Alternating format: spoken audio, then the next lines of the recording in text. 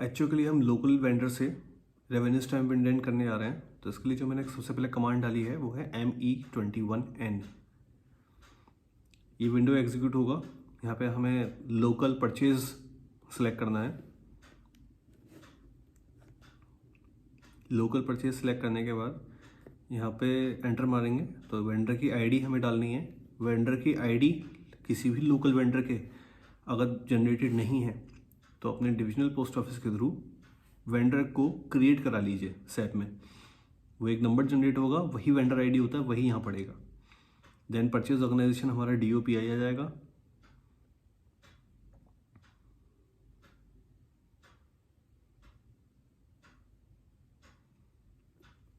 Purchase group 146,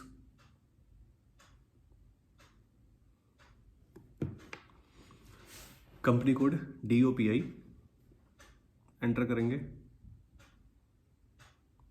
यहाँ पे material हमें RVS, जैसे ही हम RVS टाइप करेंगे वो रेवेन्यू 100 लिख करके हमें वहाँ देगा। रेवेन्यू 100 जो है वही हमारा सही ऑप्शन है। रेवेन्यू 100 का मतलब है ₹1 का रेवेन्यू स्टैम्प। हम जैसे इस पर सिलेक्ट करके एंटर मारेंगे तो इस तरह से बाकी की डिटेल्स पॉपुलेट हो जाएगी। अब यहाँ पे मुझे अपने पोस्ट ऑफिस के खुद के एचओ के लिए मैं यहाँ पे क्वांटिटी चाहिए 2,81,600। तो मैं यहाँ पे जितनी क्वांटिटी मतलब पर पीस पर टिकट हमें वहाँ पे ये डिटेल डालनी है। यहाँ पे शीट आ रहा है बाय डिफ़ॉल्ट कि इतनी शीट्स, हमें शीट नहीं चाहिए, हमें एक ईच पीस चाहिए। तो ईच सेलेक्ट करके एंटर मारेंगे। यहाँ प्लांट आईडी मेरे एचओ की जैसे मैं डाल रहा हूँ U372, एंटर मारना। देन स्टोरेज लोकेशन आ रहा है, किस लोकेशन पे आपको चाहिए। तो TR01 क्योंकि हमें ट्रेजरी में चाहिए अपने यहाँ की, तो TR01 हम सेलेक्ट करेंगे, एंटर मारेंगे। एंड देन इस तरह से सारी डिटेल्स हमारी पॉपुलेट हो गई। फिर हमें यहाँ पे अकाउंट असाइनमेंट पे जाएंगे। अकाउंट असाइनमेंट में जाकर क्लिक करने के बाद हमें यहाँ फंड सेंटर जो है, फंड सेंटर हमारा प्रॉफिट सेंटर नंबर ही है। प्रॉफिट सेंटर नंबर या फिर कॉस्ट सेंटर नंबर जो दोनों सेम ही होते हैं, तो वो आप यहाँ पे कॉस्ट सेंटर या फंड सेंटर इधर डाल दीजिएगा। डालने के बाद अब बाकी की टैब्स मैं आपको खोल के दिखाता हूँ कि कैसे कैसे दिखती हैं। इनका कोई अभी मतलब नहीं है, सिर्फ जो जैसे क्वांटिटी यहाँ दिखा रहा है, कंडीशंस ये इंपॉर्टेंट है। जैसे हमारे यहाँ क्या होता है, हमारे यहाँ जैसे हम 2,56,000 के स्टैम्प मंगाते हैं, तो 2,56,000 के स्टैम्प मंगाने के बाद वो हमें 10% उस पर ऑफ कर देते हैं। तो 25,600 का ऑफ मिल जाता है। तो लेकिन वो कैश हमको वापस नहीं करते, हमको उतने के ही वो लोग टिकट दे देते हैं। तो चेक तो हमारा 2,56 के जाएगा। तो इस कंडीशन में यहाँ पर मैंने डिस्काउंट ऐड कर दिया है 25,600। 25,600 ऐड करने के बाद बाकी डिटेल चेक कर लीजिएगा जैसे जैसे भरी हुई है। 600 करने के बाद जैसे ही मैंने एंटर मारा तो यहाँ पे मेरे देखिए नेट अमाउंट क्या दिखा रहा है, ये 256, और क्वांटिटी मेरे पास कितनी आ जाएगी 2,81,600। मुझे यही चाहिए था कि मैं चेक 256 का काटूँ, मेरे पास क्वांटिटी 2,81,600 आ जाए। अब जैसे मैं आपको कैलकुलेट करके दिखाता हूँ, हमें 2,56,000 हमें चेक काटना है। 2,56,000 के अमाउंट पे 25,600 हमारा रिबेट बैठेगा। वो रिबेट हमें कैश नहीं मिलेगा, इतने के हमें टिकट और चाहिए। तो एक्चुअली हमारे पास टिकट कितने के हो जाएंगे, 2,81,600 के टिकट जाएंगे। तो 2,81,600 हमने टिकट ऊपर भर दिए हैं और डिस्काउंट हमने यहाँ भर दिया है, मतलब कैश हमारे पास से 256 ही जाएगा। यहाँ पे अब इसको सेव कर देंगे। सेव करने के बाद इधर ये डॉक्यूमेंट नंबर दे देगा। पहले आप ये डिटेल्स एक बार चेक कर लीजिए, अगर आपके यहाँ भी रिबेट है इस तरह का और कैश, अगर वो कैश दे देते हैं रिबेट तो कोई बात ही नहीं। तो आप यहाँ पे उतने ही अमाउंट डालोगे जितना आपके यहाँ है, यहाँ रिबेट डाल दीजिएगा, वो आपका उतना अमाउंट लेस कर देगा। लेकिन अगर आपके यहाँ भी वो कैश के बजाय स्टैम्प दे देते हैं तो आपको बिल्कुल सेम प्रोसीजर ही फॉलो करना है। बाकी की टैब्स में आपको खोल के दिखा रहा हूँ, बाकी कहीं कुछ चेंज नहीं करना है। सिर्फ अकाउंट असाइनमेंट में कॉस्ट सेंटर डाल देना है और बाकी कंडीशन अगर रिबेट है तो यहाँ कर देना है। इसे सेव करेंगे। सेव करते ही यहाँ पे ये हमारा परचेज ऑर्डर नंबर दे देगा। इसको नोट कर लेना, एक जगह नोट कर, क्योंकि अभी 6-7 डॉक्यूमेंट नंबर बनेंगे अलग अलग, उन सबको नोट करते हुए चलना है। तो इसको भी एक जगह नोट कर लीजिए। इसके 4 स्टेप्स हैं, ये भी पहला स्टेप है हमारा। पहले स्टेप पे हमारा परचेज ऑर्डर नंबर बन गया, ये हमने नोट कर लिया इसको।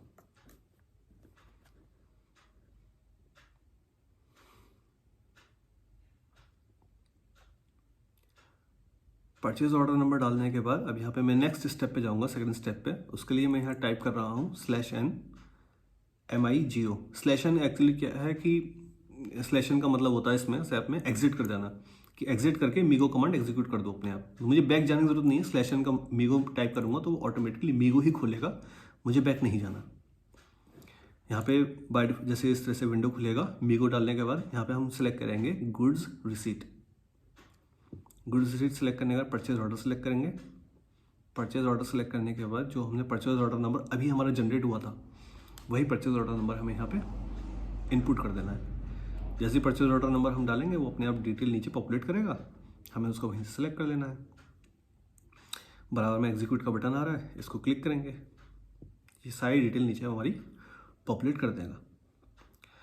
अब यहाँ पे डिटेल में डिलीवरी नोट आ रहा है, डिलीवरी नोट पे आप कुछ भी टाइप कर दीजिए, मैंडेटरी है। आप रेवेन्यू टाइप करना चाहते हैं रेवेन्यू कर दीजिए, RVS कर दीजिए। हेडर टेक्स्ट में भी कुछ ना कुछ आपको टाइप करना ही पड़ेगा। ये करने के बाद प्रिंटर के आइकन पे टिक लगा दीजिएगा। नीचे अब आइटम ओके आ रहा है, आइटम ओके पे आप टिक लगा देंगे। डॉक्यूमेंट को चेक करेंगे, पहले मैं आपको दिखा देता हूँ, चेक करेंगे। देखिए जैसे हम क्लिक करेंगे तो नीचे हमारा डॉक्यूमेंट में अगर कुछ एरर है तो वो दिखा देगा, वरना यहाँ दिख के आ जाएगा डॉक्यूमेंट इज ओके। देखिए ऊपर भी ग्रीन हो गया, यहाँ भी डॉक्यूमेंट ओके लिख करके आ गया। इसे हम पोस्ट कर देंगे।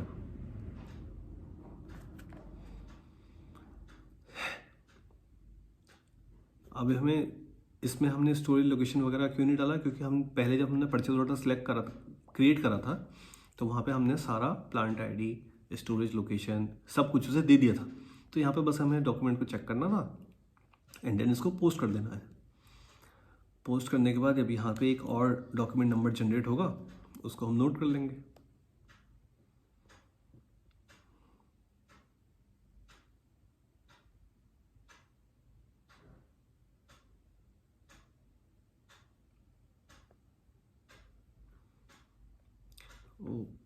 डॉक्यूमेंट नंबर जनरेट हो गया था, लेकिन वो सैप किसी वजह से एग्जिट हो गया टाइम आउट होकर के। मैं आपको डिस्प्ले में दिखाता हूँ कि सेम डॉक्यूमेंट नंबर पे कि वही डॉक्यूमेंट नंबर है, कोई और नहीं, कि वही डिटेल्स आ रही थी।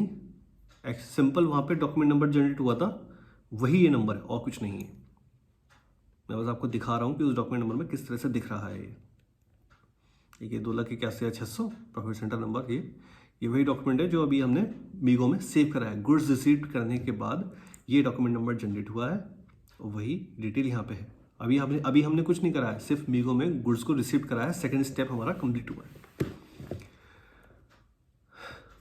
अब हम थर्ड स्टेप पे जाते हैं।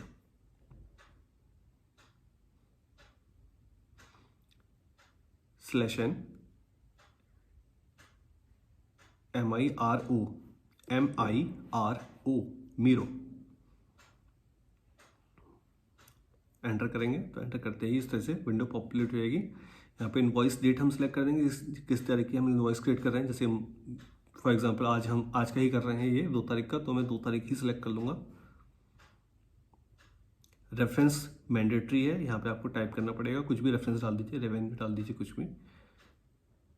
नीचे यहाँ अमाउंट, जिस अमाउंट का आप चेक काट रहे हैं वही अमाउंट डालना है। जैसे मैं 2,56,000 का चेक काटूंगा तो मैं यहाँ 2,56,000 ही टाइप करूंगा।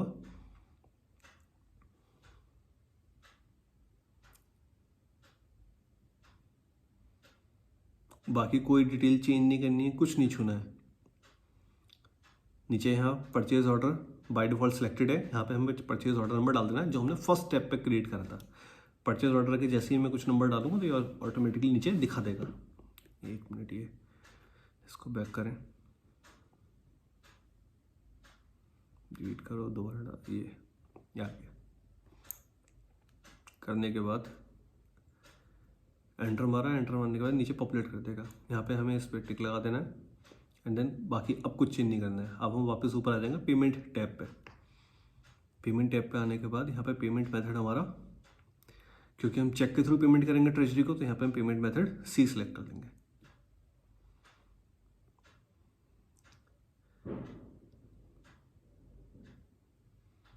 बाकी सब सही है, ठीक है। अब यहाँ पे हम सिमुलेट करेंगे इसको।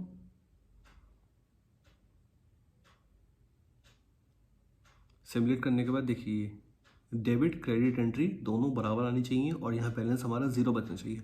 अगर बैलेंस में कुछ भी बच रहा है इसका मतलब आपने मीरो कमांड में कुछ ना कुछ गड़बड़ करा है, और पोस्ट नहीं होगा ये हमें पोस्ट करना है। स्टेप बहुत सोच समझ के करिएगा धीरे धीरे, क्योंकि ये पोस्ट एक बार हो गया तो SAP में एंट्री बन जाएगी इसकी। ये जो डॉक्यूमेंट नंबर है इसको नोट कर लीजिए।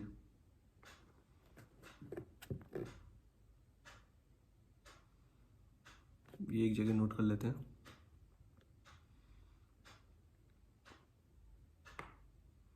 और शीट का ध्यान रखना, परचेज ऑर्डर क्रिएशन के टाइम पे बहुत से कई बार गलती करते हैं, वहाँ पे ईच की जगह शीट सेलेक्ट कर लेते हैं। 2,56,000 शीट आती है उनके पास, करोड़ों में इनवॉइस आती है। नेक्स्ट स्टेप हमने यहाँ डाला है F-58। ये 4th स्टेप हमारा फाइनल स्टेप है।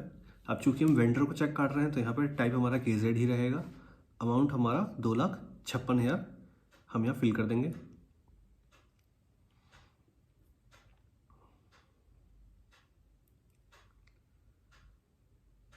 करने के बाद यहाँ पे एंटर मार देंगे। वेंडर डालेंगे।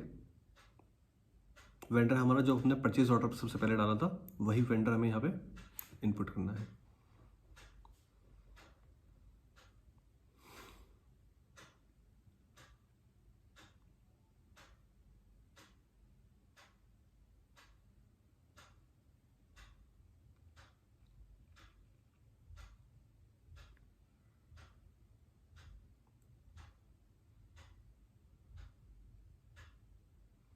ऊपर प्रोसेस ओपन आइटम्स पे क्लिक करेंगे।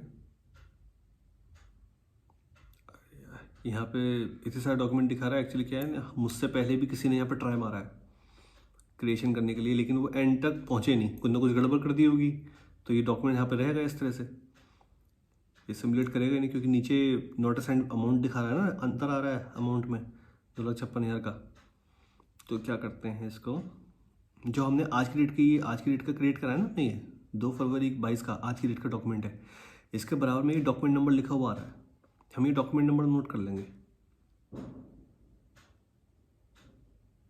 दिखाता हूँ, ये डॉक्यूमेंट नंबर इसे नोट कर लेंगे। इसके अगेंस्ट ही हमारा अब चेक कटेगा, ये नोट कर लीजिएगा। अगर कभी इस तरह से होता है, वरना तो हमारा स्टेप यहीं से आगे बढ़ जाता। अगर कभी इस तरह से प्रॉब्लम करता है तो वो डॉक्यूमेंट नंबर आप नोट करो, देन यहाँ से वापस बैक जाना पड़ेगा, मुझे पूरा बैक जाना पड़ेगा, बिल्कुल बैक यस, एग्जिट कर जाओ उससे। ये कमांड दोबारा हम जहाँ से स्टार्ट हुए थे वहीं आ गए। तो यहाँ KZ ही रहने देंगे, अमाउंट डालेंगे 2,56,000, वेंडर डाल देंगे 3,5,0।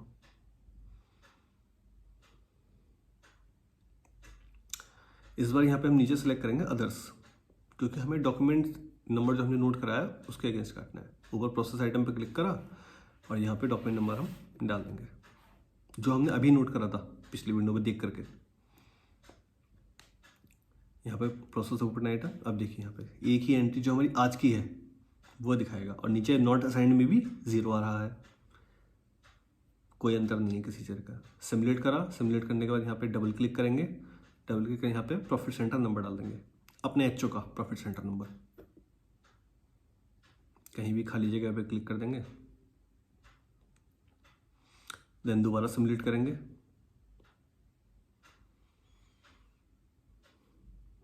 ठीक है, डेबिट क्रेडिट दोनों एंट्री बराबर हो गई, बैलेंस हमारा 0 हो गया। ओके, अब यहाँ पे से पोस्ट कर देंगे, सेव।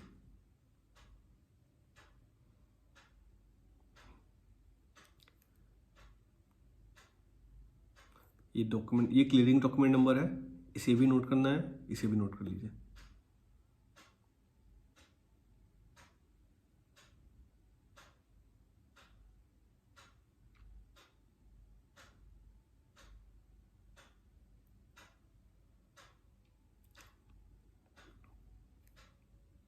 लिस्ट 1S पे क्लिक कर देंगे, GCB पे टिक लगा देंगे, टाइप के पेपर पे क्लिक करेंगे।